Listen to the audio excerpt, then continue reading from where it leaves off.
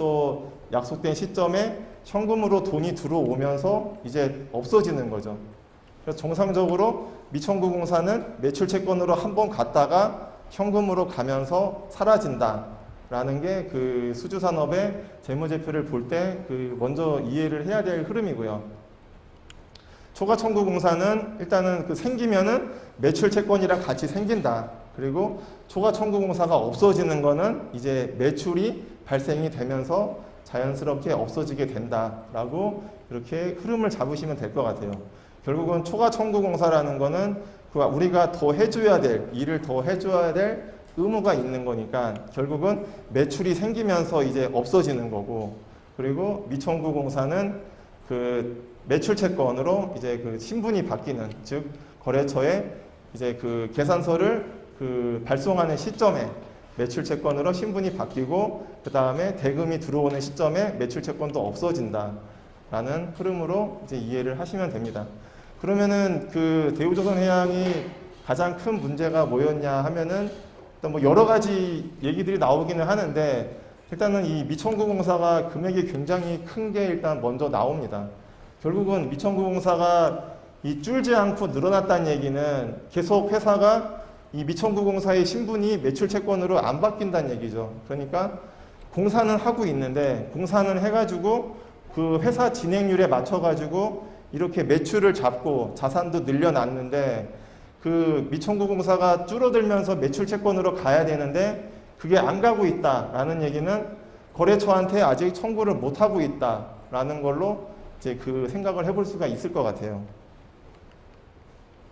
그래서 그 미청구공사하고 매출채권에 대해서만 일단은 그 표로 정리를 해봤습니다.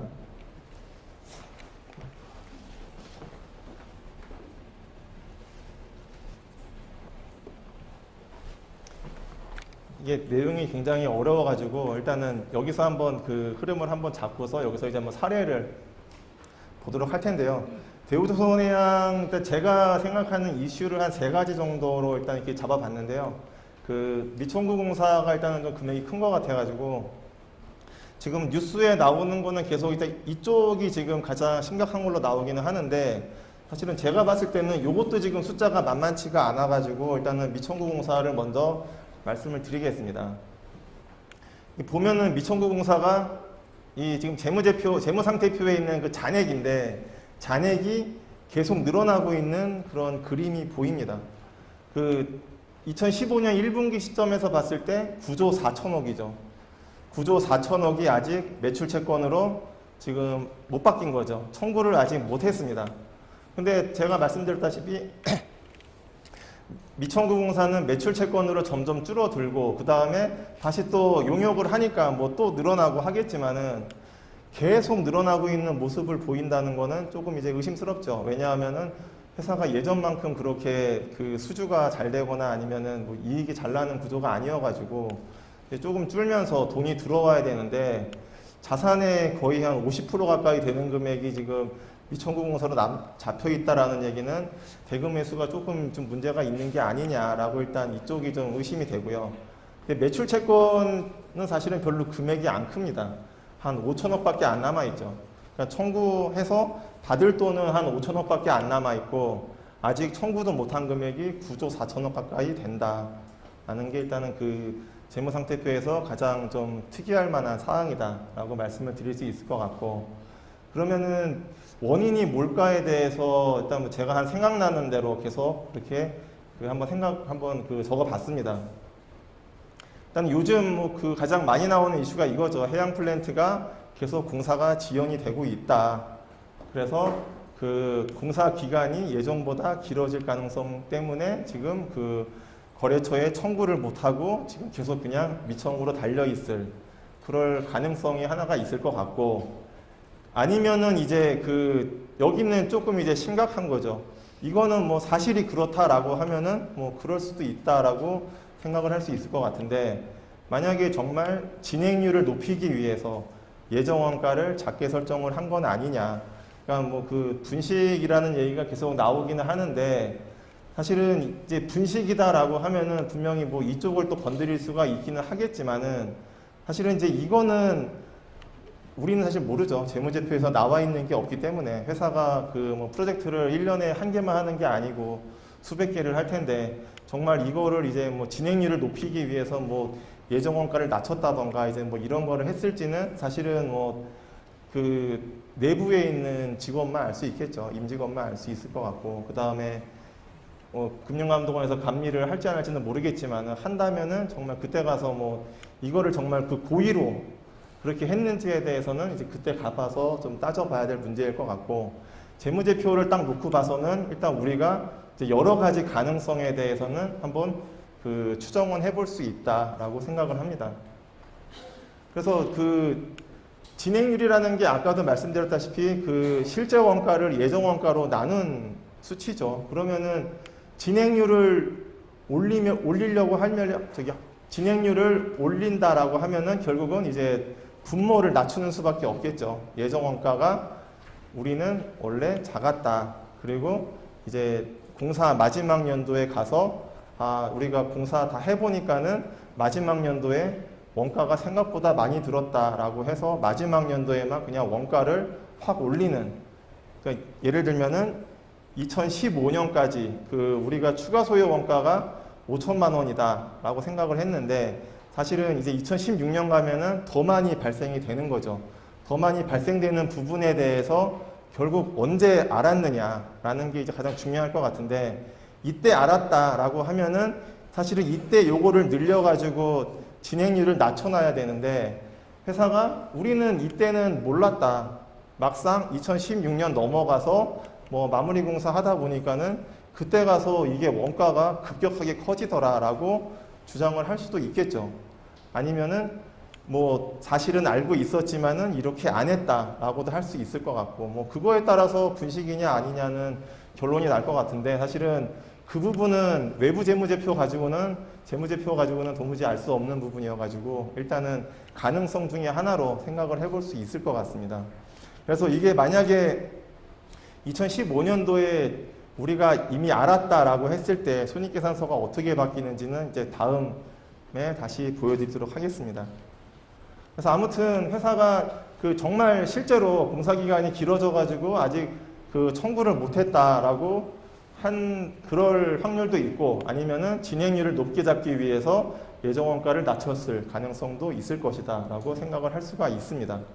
그 아까도 보셨지만은 미청구공사란 매출액은 결국은 수주금액에다가 이제 진행률을 곱해가지고 나오는 값이니까는 결국은 미청구공사하고 매출액이 커졌다라는 얘기는 이제 진행률이 올라갔다라고 그 생각을 할 수가 있고 진행률을 올리기 위해서 예정원가를 낮췄다. 이제 이런 식으로 그 하나의 가능성에 대해서 또 생각을 해볼 수가 있다라는 거죠. 그리고 이런 경우도 간혹 있기는 한데 공사가 아예 그냥 중지되었을 가능성도 있죠. 예를 들면은 선주가 부도가 났다. 그래서 청구를 할 수가 없다. 거래처에 아예 청구를 할 수가 없어가지고 그냥 뭐 미청구 공사로 계속 남아 있는 거죠. 우리 서울 시내에도 이렇게 지나가다 보면은 공사 한 10년째 멈춰져 있는 건물들 종종 있죠. 테헤란로에도 하나 있었던 것 같고, 선릉역하고 삼성역 그 중간에 아마 하나가 있고, 그 다음에 신림역에도 유명했던 건물 하나가 있었던 걸로 기억을 하는데, 이제 그런 식으로 거래처가 만약에 부도가 났다라고 하면은 이거 미청구 공사를 매출 채권으로 돌릴 수가 없죠. 거래처에 청구를 할 수가 없으니까. 그래서 공사가 중지되었을 가능성도 있죠. 거래처 부도가 났다던가 아니면은 여기는 이제 해외 플랜트 쪽도 많이 하니까 예를 들어서 뭐 중동 지역에다가 해외 플랜트 공사를 하는데 뭐 IS 테러 때문에 회사가 지금 뭐 상황이 굉장히 안 좋다. 뭐 여러 가지 이런 이슈들 때문에 청구가 아예 불가능했을 수도 있겠죠. 그래서 이런 가능성도 한번 생각을 해볼 수가 있다라는 거고. 그 다음에 이제 가장 안 좋은 거는 뭐 가공 매출 가능성이죠, 사실은. 이거는 사실 있으면 안 되는 거고, 있으면은 뭐 100% 분식인데,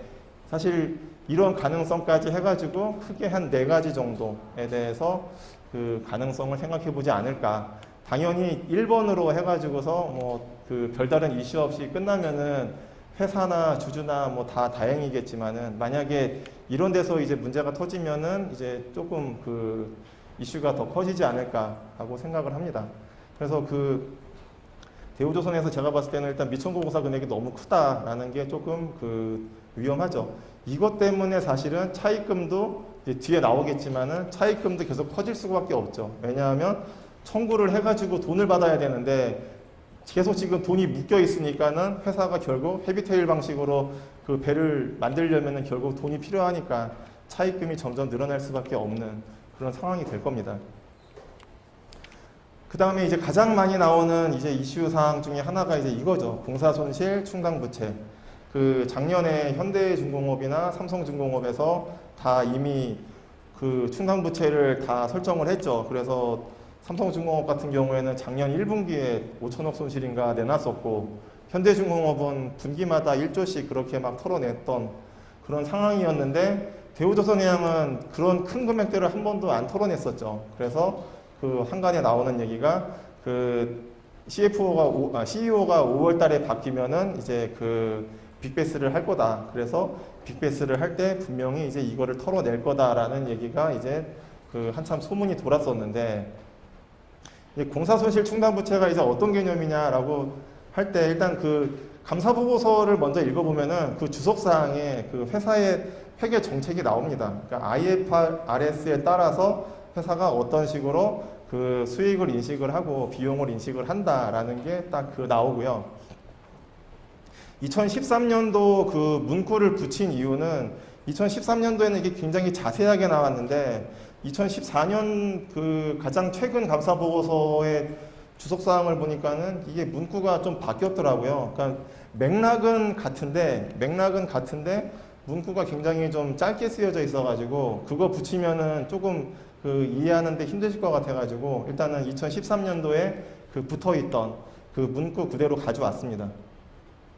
그래서 읽어보면은 그 용역 제공 및 건설형 공사 계약과 관련해서 향후 손실이 발생이 예상되는 경우 예상 손실을 즉시 공사 손실 충당 부채로 인식하여 단기의 매출 원가 또는 공사 원가에 포함하고 있다라고 이렇게 그 대우조선해양은 이런 식으로 회계 처리를 한다라고 이렇게 그 주석사항이 공시가 되어 있습니다. 결국은 그 여기서 만약에 2015년에 봤을 때 우리가 그 앞으로 발생될 원가가 5천만 원이 아니고 7,500만 원이 더 발생이 될 것 같다.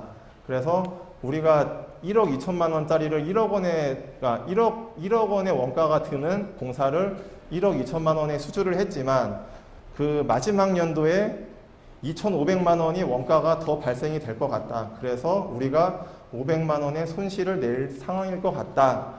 라고 예상이 된다. 라고 하면은 이때 가서 손실을 그때 인식을 하지 말고 이 시점에 미리 인식을 하라. 라는 거죠. 회계 처리 그 회계 기준 자체가 그렇게 정해져 있죠. 그 손실이 예상된다. 라고 하면은 이때 인식을 하지 말고 그 예상돼 가지고 실제로 발생되는 그 해에 가서 인식을 하지 말고 미리 땡겨서 인식을 해라 라는 게 회계 기준에서 얘기하는 바죠. 이거는 우리가 그 많이 들어보셨던 재고자산 평가 손실하고도 똑같습니다. 맥락이. 회사가 지금 그 예를 들어서 뭐 스마트폰을 지금 갤럭시 S4를 만약에 뭐 대량으로 가지고 있다. 근데 이거 지금 내년도에 뭐 S7, X 뭐 나올지 모르겠지만 아무튼 시대에 지금 상당히 뒤처져 있죠. 나중에 이거 팔릴 가능성도 별로 없고 사실 팔아봤자